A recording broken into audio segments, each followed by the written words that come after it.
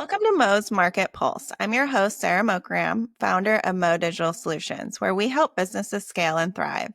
This is the podcast where we sit down with industry leaders to dive into their businesses, uncover market insights, explore growth strategies, and discuss the challenges they face, plus where they see the next year heading. Today, I'm thrilled to have Sergey Sundukovskiy, co-founder, CTO, and CPO at SalesMsg, join us. SalesMsg's platform offers features such as two-way texting, SMS marketing, calling, and integrations with popular applications, aiming to help businesses connect, engage, and grow their customer base. So to set the stage for our listeners, let's start with your journey. Can you walk us through your career path, what led you to found SalesMsg, and what was the big problem you wanted to solve? Well, Sarah, thank you so much for having me. And thank you for that summary. It describes our business pretty well. Now, to answer your question, what led me to co-founding SalesMsg? I was a late stage co-founder. So SalesMsg was a spin-off from another company. Quite often when it happens, actually, it's not that frequent, but when it does happen,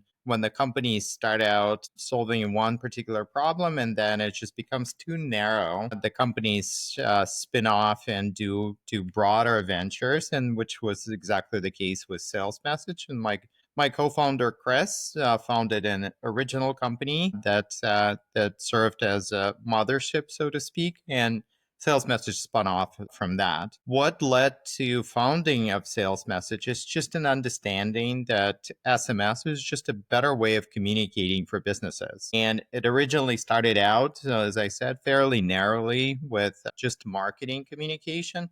But then the SalesMsg's wedge into the market has been sales enablement. So we broadened the offering and started with sales as opposed to marketing. So that was the point of genesis. Okay. And I know we spoke a little bit about what SalesMsg offers, but for those who aren't familiar and who would like more detail, can you just give a little bit more detail of what it does and who your core customers are? Okay, well, it's a really good question because quite often we get the people who are unfamiliar with using SMS for commercial purposes. They often ask, "Well, I have my phone. Why is it that I need a separate product?" And this question is pretty analogous to the email, right? So why do I need the business email if I have my personal email? I can just email from my Google account. And as it turns out, that's not the case. You do need, from a business perspective, email, even if you could, as a small business, email everybody. It doesn't have the robust capabilities that you would need for a growing business, which is the employees coming in and and eventually if they're no longer with the company, you lose trail across the board. There's no universal visibility on the email side. On the messaging side, it's even worse because you need to, as a business, you can't just simply take your phone and start texting people. That's not allowed. You need to go through various compliances, specifically both on the calling side and especially on the texting side. So you have to go get approved and make sure you're proven that you're a reputable actor within the space. So that's the important part of it. And so if we're compare ourselves with something that everybody would be familiar with, there's an email service provider and we're a texting service provider. Now, our specific point of innovation is that we're integrated into typically majority of our customers have a particular CRM. They have a HubSpot or they have a Salesforce or ActiveCampaign or any other CRM that they're using. So we're usually integrated very tightly so they don't have to go into our product in order to start texting and calling. They can do it from their CRM directly. Now, for those that don't have it, they use us as a CRM and they go into our product and conduct their business inside of our product. So that's very quick recap of what we do. Perfect. And since launching, what would you say have been key milestones or moments that really shaped the company into what it is today? Again, really, really great questions. I would call us a Silicon Valley startup outside of Silicon Valley. We're a remote first company. We started out of Florida, but we're distributed in like United Nations. We have presence in probably 15 different countries.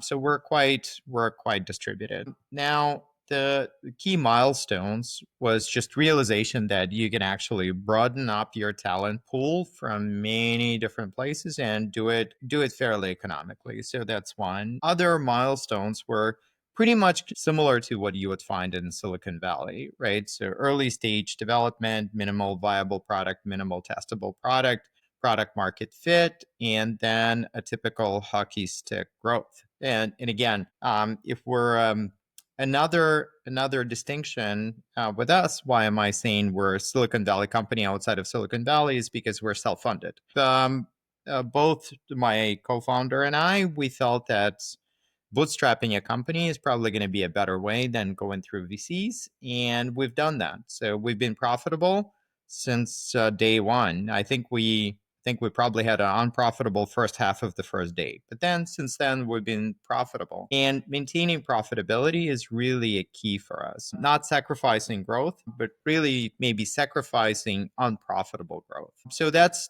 another distinction. And again, that has driven various milestones, but we're in a hyper growth stage company. And then we've been introducing products based where the market is pointing us, right? So texting and then international calling and then international expansion, also introduction of AI products. So all these are major milestones within the company. So again, it depends how you measure it. Either financial milestones or product milestones are really critical. But yeah. So that's the gist of it.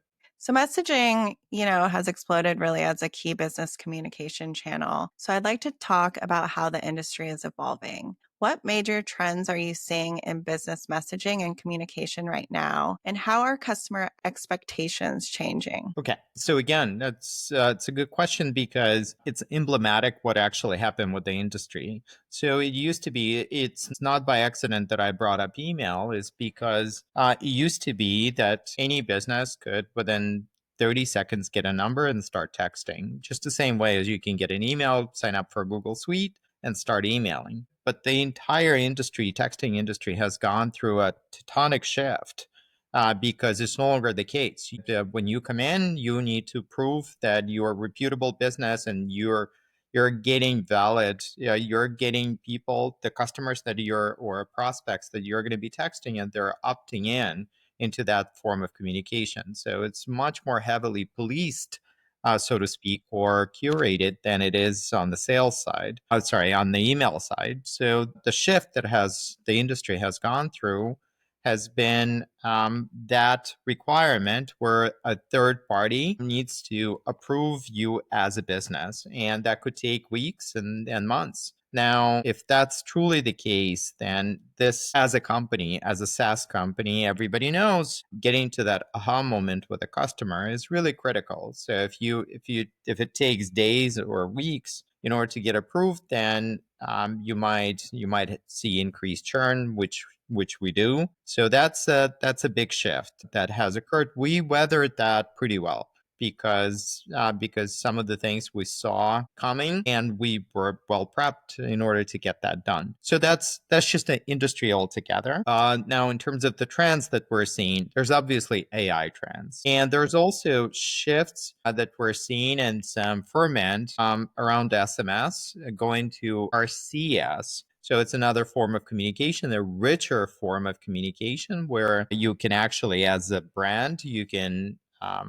communicate using RCS, and that's the communication protocol that just allows for richer, high fidelity interactions where you can actually see a business logo and things like this. So that's yet another big trend that we do see. With AI driven automation and changes with AI becoming just a bigger part of technology, how is sales messaging leveraging AI to improve customer engagement or utilizing with your platform? Just like what we saw with the industry changes, we saw just the general undercurrent changing on the tech side. So we started fairly early. And again, just as with the emailing, with texting, you have an ideal case of Gen AI, right? So blank slate problem. Hey, I want to communicate to my customers this particular offer, but I don't really know how to craft it well. So let me get AI help me with that. So blank slate problem, that's one. Number two, I have a large team and the team works with a particular customer, but looking through a large summary of communication is just, or for the every thread of communication is very difficult. Can I actually get it summarized and see what is going on? Sentiment analysis, right? So is the customer happy, unhappy? How is this really happening? Or what is really happening? So sentiment analysis, it's really, so any use case that's related to natural language processing is really a use case for us. So that's one. Number two is agentic approach, which is, hey, I want to craft a particular sequence of communication with my customers. How would I do this, right? So what is the problem that the customer is trying to solve? Are they trying to do lead generation, or they want to do booking? So all that is just tailor-made for agentic or for agent deployments on the AI side. So that's how we're utilizing AI, and started doing it fairly early on. And with the messaging space, with competition, what sets sales message apart? And how do you think about differentiation? The way that we're thinking about, as you know, differentiation is not the only way to compete, right? So you could be just the same as your competition, but you could be cheaper, or you could be serving a particular use case niche. It's certainly a way of competing as well. Now, so it happens with us. But it's better all three, like cheaper, better, and different. And I think we tend to be cheaper than competitive products. We tend to be better because our communication is higher fidelity, all the things that I did explain. But we're also tend to be different because we're not as much pulling people into our platform, but we want for customers to communicate through the channels that they're already used to. So deep integration into other CRMs is besides ourselves is the differentiation point. We're number one or close to going back and forth, being the communication choice, or communication software in HubSpot. So if you're a HubSpot user, certainly would have heard of SalesMsg if you're interested in texting. Okay. And so now let's moving topics here into growth. Mhm. How are you attracting new customers? What marketing channels or strategies have you seen be the most effective? So what we had seen, and again, this is very much connected to our strength, is that we're tightly integrated with HubSpot and other CRMs. So our growth comes from those channel partners. We also have other channels, just like our marketing mix is fairly diverse. We do have value-added resellers. We do demand generation through paid and content generation, but our partnerships is our best channel, right? And it's the cheapest channel. It's our blended CAC is much lower because we tend to do this through the relationship with our partners. That makes sense. And I know that by looking at your website, you're integrated and have partnerships with quite a few of the large companies, right? That's right. So it's called a borrowed ladder strategy, right? So we work with other bigger companies and try to be the best partner we could possibly be, which is concentrating on the use case and solving that use case better than they could. So, which makes the relationship pretty synergetic. So with growing companies, there of course come challenges. So what's the biggest pain point that you're facing at Sales Message today? Biggest pain points are always they're there are typical pain points and there are atypical pain points. Typical pain points are related to the company growth, right? So it's just making sure that we establish culture and that culture permeates, and we hire based on culture. So again, operational challenges. There are always challenges, and they hit every company, and they're also known as growth pains. So we're certainly not spared those, but we're navigating them. It's a complex space to navigate, but we're navigating them well. And again, to blending remote first company, blending multiple cultures from people from different countries is not as easy. But when you're deliberate, that's a fairly solvable problem. Now, other challenges are typically come as market challenges, right? Shifting market conditions, and also again, AI is an enormous change. It's a cross-cutting change. Have we seen changes of this sort? We have, but they have been verticalized with big data and blockchain and other things. But this is a not a verticalized. This is cross-cutting change. So it's certainly keeping up with it and having an effective answer of how to utilize AI within the company and also within the product.